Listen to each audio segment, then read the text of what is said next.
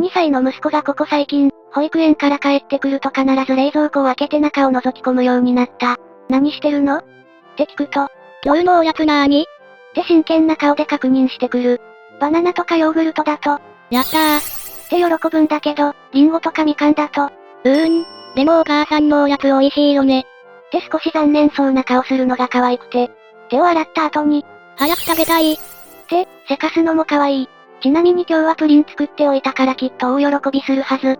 うちの子も2歳だけどお菓子どこって冷蔵庫チェックしてる。でも美味しいよね。のフォローが賢すぎる。うちの子はバナナはすぐ食べるけど、リンゴは後で食べる。